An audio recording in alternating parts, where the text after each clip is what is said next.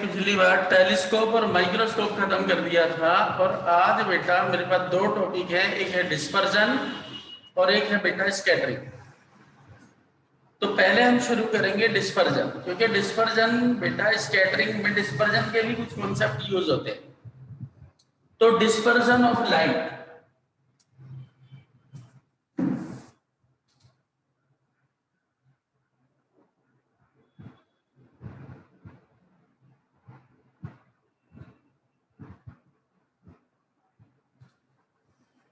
Actual में ये बेटा एक कॉन्सेप्ट है जिसमें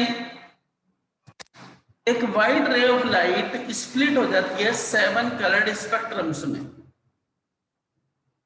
और बेसिकली मैंने कहा था जितनी भी फिजिक्स ऑप्टिक्स में जितनी फिनोमेना आप पढ़ेंगे ऑल आर कंडीशनल, सब बेटा कंडीशनल है। जैसी कंडीशन अप्लाई करोगे वही फिनोमेना आपको दिखेगी। जैसे मैंने कहा था बेटा आप मिरर यूज करो तो रिफ्लेक्शन होगा, आप बेटा ग्लास यूज करो तो रिफ्रैक्शन होगा।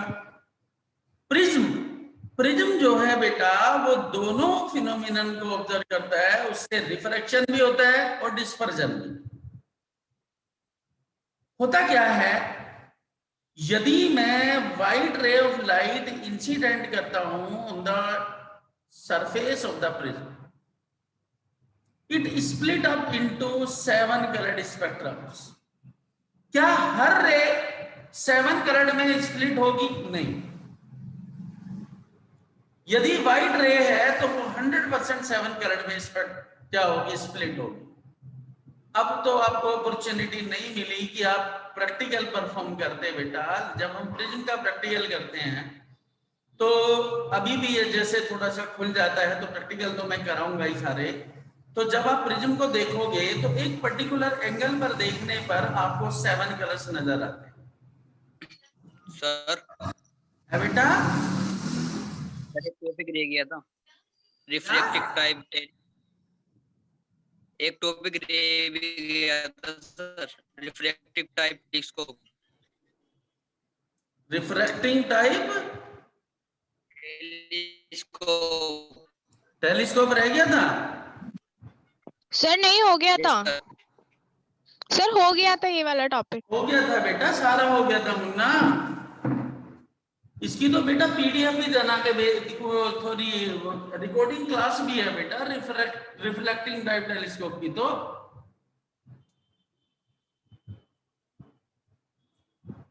ध्यान से देख लेना बेटा, पीडीएफ भी थी, रिकॉर्डिंग क्लास भी है, मैंने लाइव भी पढ़ाया था। अभी बात करते हैं डिस्पर्जन। और मैं डिस्पर्जन में कह रहा था कि जो एक्चुअल कलर्स होते हैं वो रेस के होते हैं।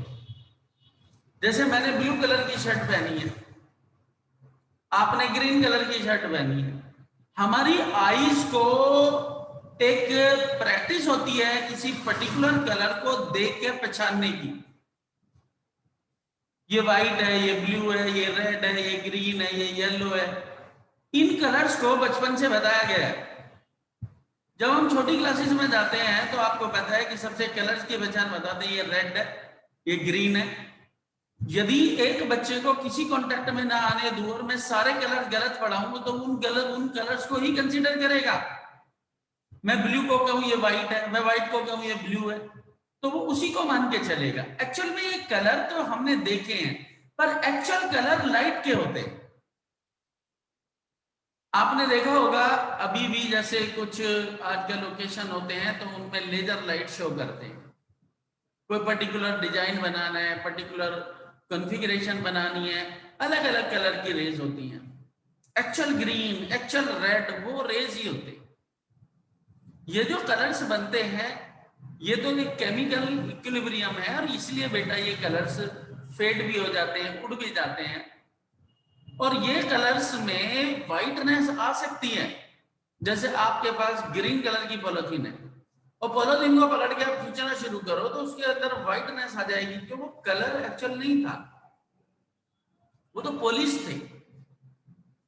तो जो टेलीविजन में जो कलर आते हैं, मैं आपको लैपटॉप पे जो पढ़ा रहा हूं, आप फोन पे जो पढ़ रहे हैं, आप मेरी कैसी पिक्चर देख रहे हैं, जो ब्लू कलर की शर्ट है या मुझे आपकी शर्ट नजर आ रही है, तो ये जो कलर्स हैं बेटा, ये एक्चुअल में कलर्स होते हैं, ये लाइट जनरेट करती है। और डिस्पर्जन में क्या होता है, यदि एक वाइड रे ऑफ लाइट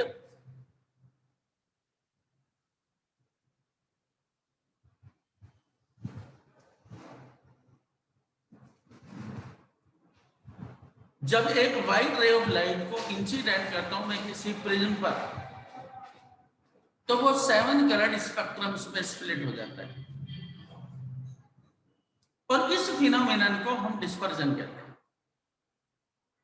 और विबग्योर मैंने पहले भी यूज किया था, violet, indigo, blue, green, yellow, orange, red. तो ये बेटा सारे कलर, कुछ कलर्स रेडिश होंगे, कुछ कलर ब्लूइश होंगे, उनके कॉम्बिनेशंस बनते बनते हमें केवल 7 कलर्स होते हैं, और बाकी तो और कलर कॉम्बिनेशन होते हैं।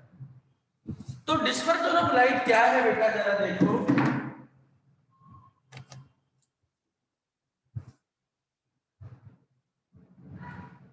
It is a phenomenon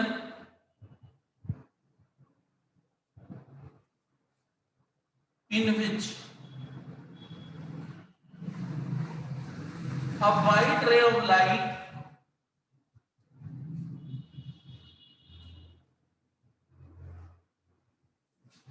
is split up into 7 colored spectrums when it incident to the interface of the prism.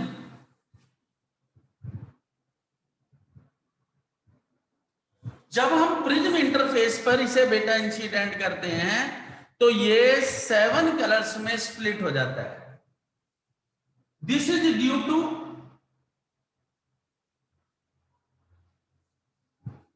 Internal splitting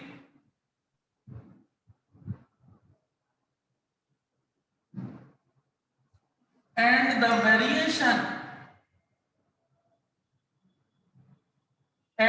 variation of the wavelength.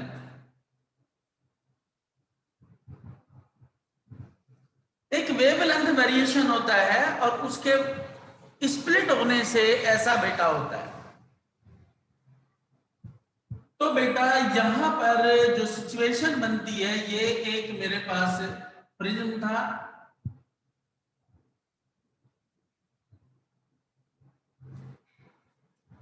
ये बेटा ए, ये बी, ये बेटा सी। और जब एक white ray of light incident होगी यहां से,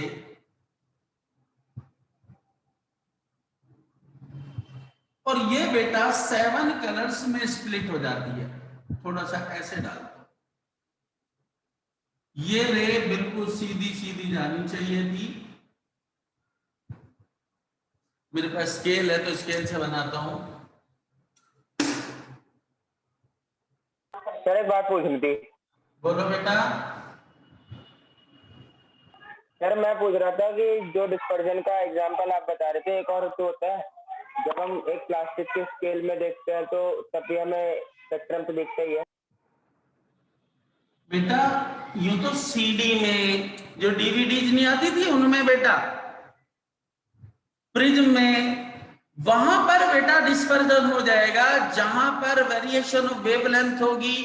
जो मटेरियल रे को स्प्लिट कर देगा उसकी वेवलेंथ में चेंज कर देगा, हर उस जगह डिस्पर्जन होता है। जैसे बेटा रेनबो है बेटा, सीडी में मटेरियल क्या यूज होता है? वो बेटा स्कैटरिंग वो होती है, क्या नाम है, इंटरफेरेंस। जो मिट्टी का तेल है, डीजल है, आप पानी में 2-3 बूंद डीजल की, पेट्रोल की, मिट्टी के तेल की डाल दो, कभी वो ग्रीन दिखेगा, कभी वो रेडिश दिखेगा, कभी ब्लूइश दिखेगा। ये कलर्स का वेरिएशन बेटा इंटरफेरेंस से भी आता है, वो बेटा डिस्पर्जन नहीं होता। ठीक है। तो बेटा जी यहां से एक रे ऑफ लाइट इंसिडेंट की और ये बेटा 7 कलर्स में स्प्लिट होगी, कैसे जरा देख।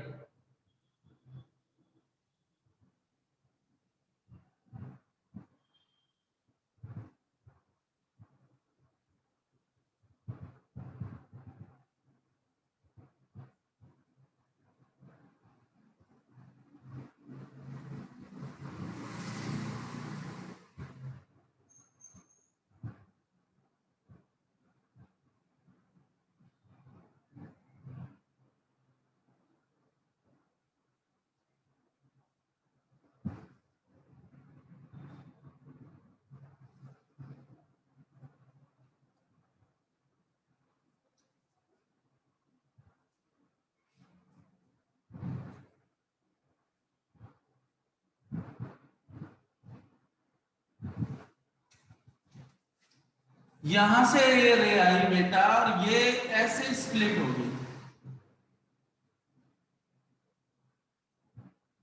और ये बेटा जब बाहर आएगी तो ऐसे एक डेविएशन होगा, इनमें एंगुलर डेविएशन सब में।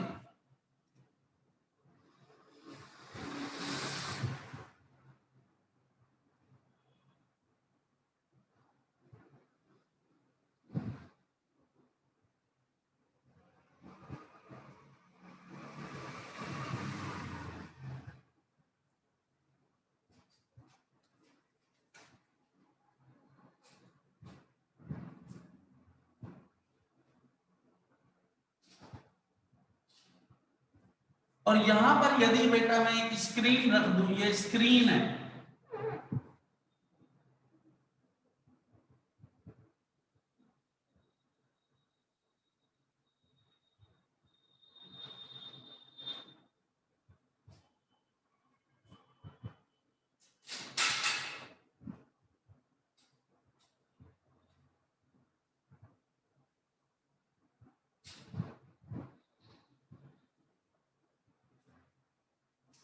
ये बेटा जब यहां से रे आई, एक तो इसमें इनकी खत्म हो गई और इसे कहते हैं बेटा विबग्योर, VIBGYOR, विबग्योर। ये बेटा एक इमेजिनेशन होता है कि रे इधर जानी चाहिए थी और यहां पर बेटा जो विबग्योर वाली सिचुएशन में बात कर रहा था, V for violet, I for indigo, B for blue, G for green, Y for yellow, O for orange, R for red। और यहां पर बेटा जो कॉन्सेप्ट आते हैं मैक्सिमम वेवलेंथ, किसकी होती है बेटा? रेड की। मिनिमम वेवलेंथ वॉयलेट बेटा। Maximum frequency violet.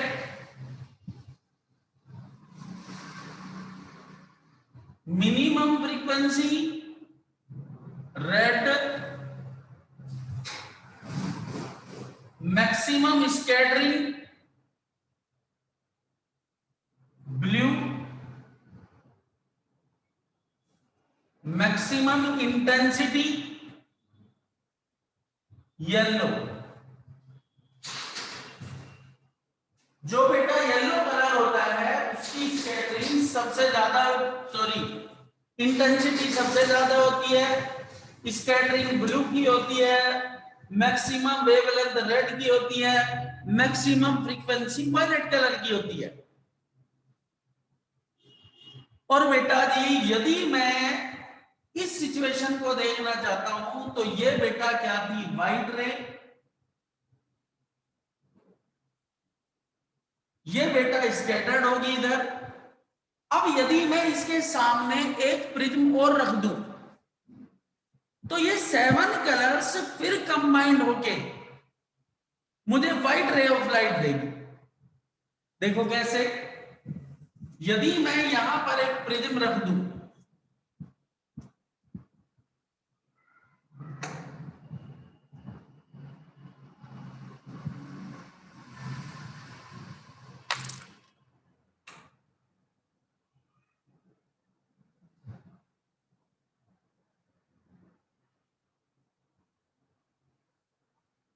और इन सब चीजों को बेटा यहां से हटा दो,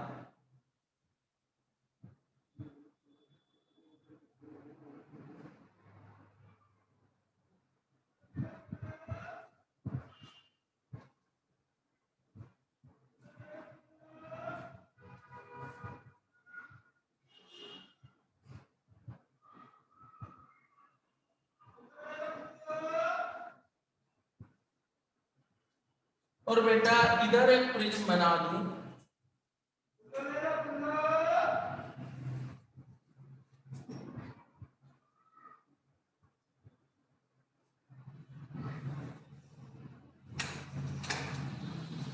तो बेटा ये सारी मिलके फिर से मुझे व्हाइट रे ऑफ लाइट देगी।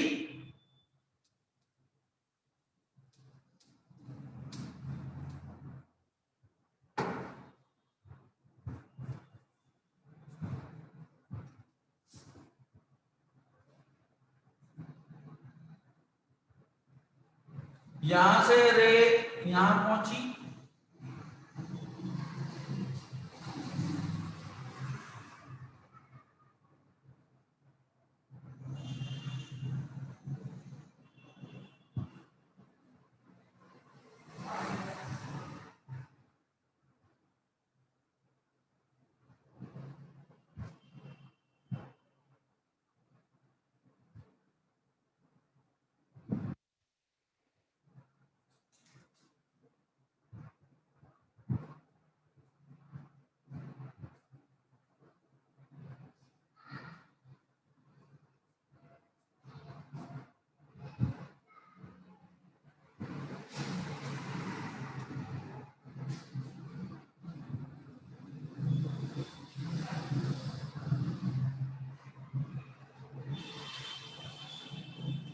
सुधांशु जी ये सारी रे बेटा यहां से आई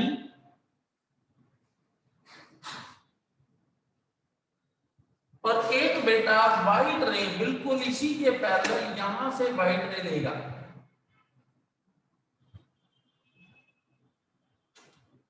ये फिर से बेटा व्हाइट, क्योंकि जिस फेज में ये स्कैटर्ड हुई थी उसी फेज में फिर ये बेटा कंबाइंड हो गई। तो एक ये डिस्पर्जन सिचुएशन है और ये तुझे दिख भी रहा होगा स्क्रीन पर, ऐसा लग रहा है कि ये दोनों ऐसे जाके एंटर हो गए, ये बिल्कुल उसी फेज में। तो ये कभी कभी बेटा रे डायग्राम आ जाता है कि यहां से रे आई, एक आगे प्रिज्म रख दिया तो कैसी रे जाएगी या उसका कंप्लीट डायग्राम बनाओ। तो ये बेटा डिस्पर्जन कंडीशन होती है और इस डिस्पर्जन में मुझे कुछ थ्योरेटिकल कॉन्सेप्ट कि कलर, जो कलर्स की बातें आती हैं, रेनबो की बातें आती हैं, वो बेटा उसमें कहीं ना कहीं डिस्पर्जन का रोल होता है। अब लेकिन इसके साथ में एक कंडीशन और बनती है बेटा, वो रिफ्रैक्शन, रिफ्रैक्शन थ्रू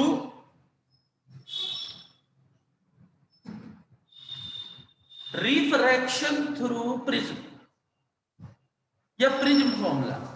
5 नंबर का दूसरा क्वेश्चन है बेटा, जो बहुत पूछते हैं उसे भी, क्योंकि पूरी ऑप्टिक्स में 5 नंबर के कई क्वेश्चन बनते हैं।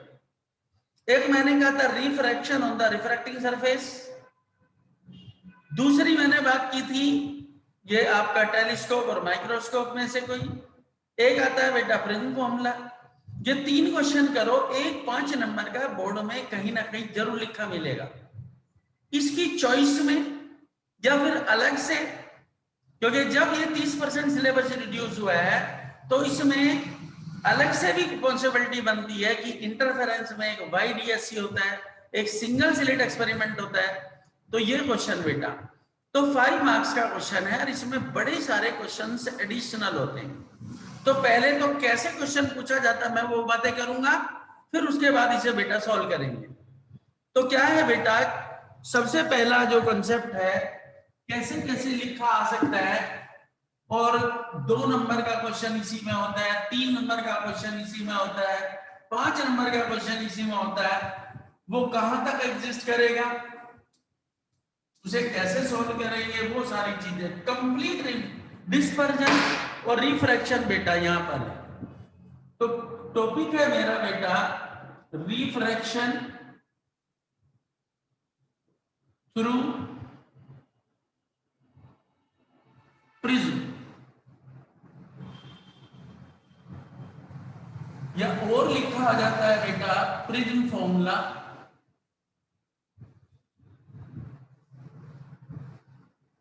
या और लिखा आ जाता है बेटा show that sum of refracted angle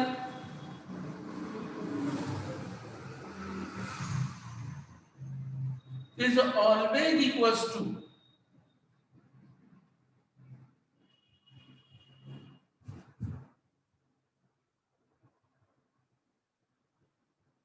angle of prism। Prism angle के बराबर होता है, या बेटा relation between mu delta and A, refractive index, angle of deviation और बेटा एंगल ऑफ प्रिज्म, या बेटा show that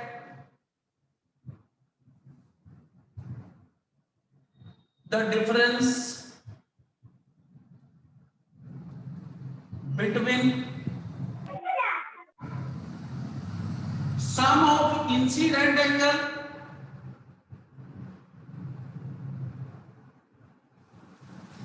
and sum of refracted angle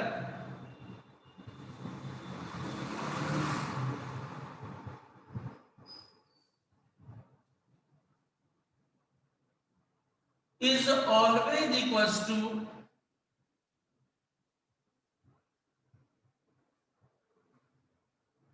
angle of deviation।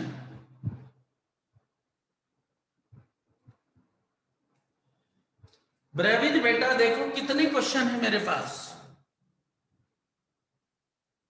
पहला क्वेश्चन था बेटा रिफ्रैक्शन थ्रू प्रिज्म, ऐसे आ सकता है, प्रिज्म फॉर्मूला आ सकता है, या show that sum of refracted angle is always equals to angle of prism, या relation between mu delta A, या show that difference between the sum of incident angles and sum of refracted angles is always equals to the क्या बेटा angle of deviation.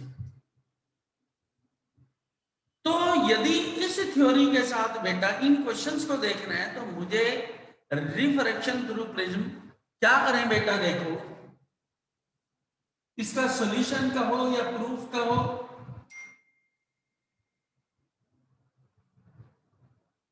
Late us consider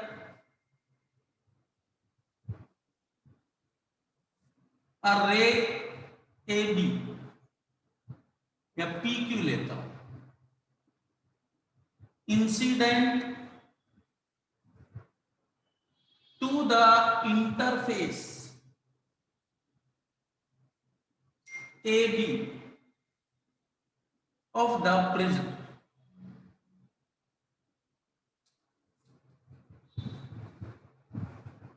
at angle I from the normal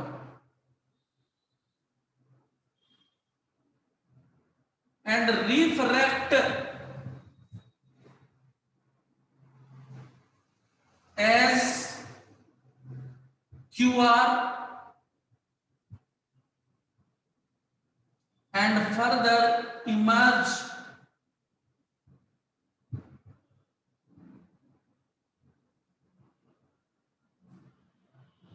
as RS। पहले बेटा इस diagram को देखेंगे, सुनो, ये बेटा मेरे पास एक प्रिज्म था,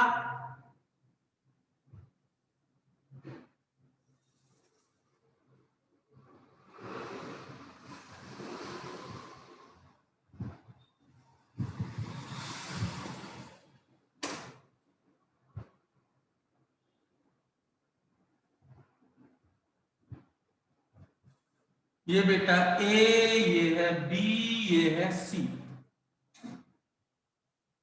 यहां ए क्या है? Angle of prism.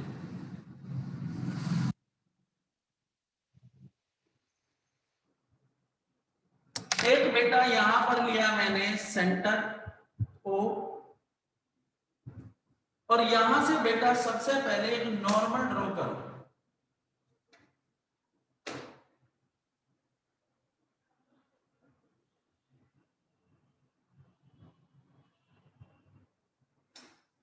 This is the normal,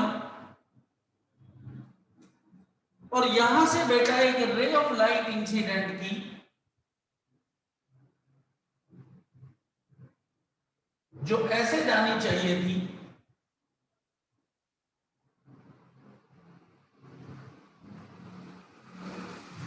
ये बेटा इंसिडेंट रे, ये बेटा डॉटेड लाइन है बस। इसे बेटा एंगल ऑफ इंसिडेंस आई। सुधांशु,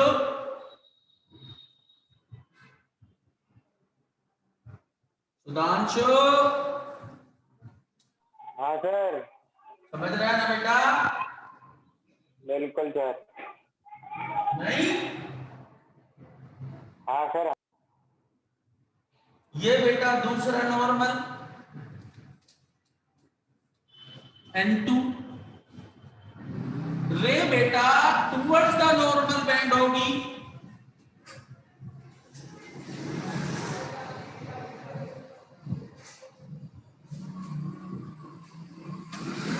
रे बेटा यहां पहुंच गई।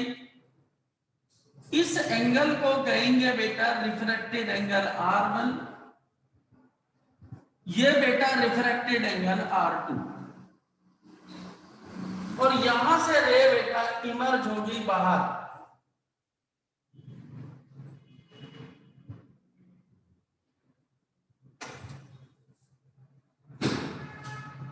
ये डॉटेड लाइन है बेटा, रे यहां, तो ये रे थी बेटा P, ये बेटा Q, ये हो गया R, ये हो गया S, और ये एंगल हो गया बेटा I2।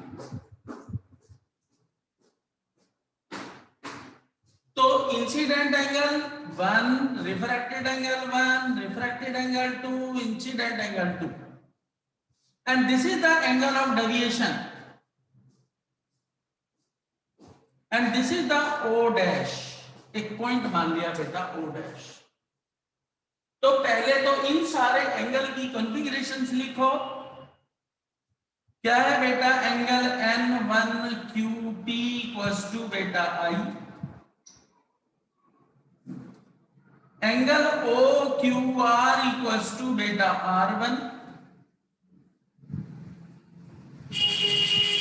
Angle ORQ equals to बेटा R2, angle N2RS equals to बेटा I2, और इसे बेटा यदि मैं P डैश मान लूं तो angle P dash O dash R equals to delta, और बेटा म्यू होगा बेटा रिफ्रैक्टिव इंडेक्स।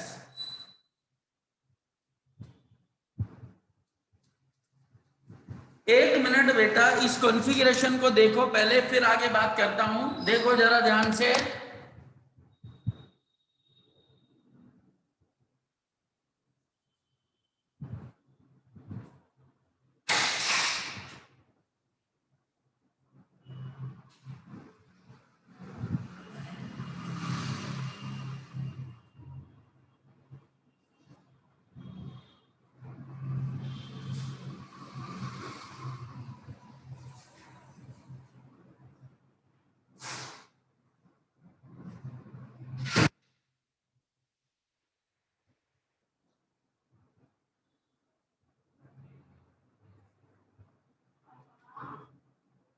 हाँ जी,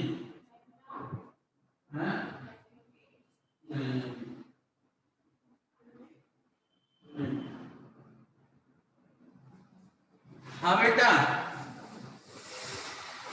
तो कोई डाउट बेटा? ब्रेवेज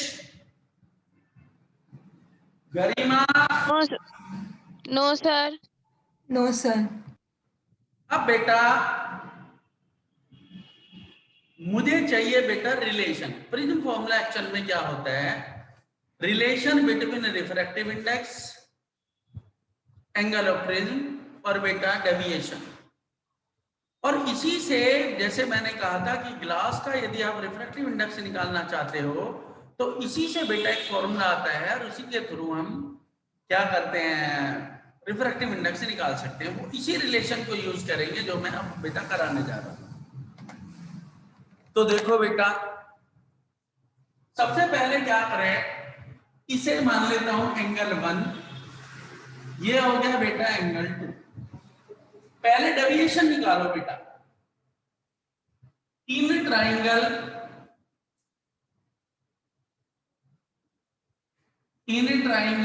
ओ डैश क्यू आर, ये एक्सटीरियर एंगल है। Angle of deviation equals to angle 1 plus angle 2। मुझे तो डेविएशन ही चाहिए। अब 1 के लिए मैं क्या कर सकता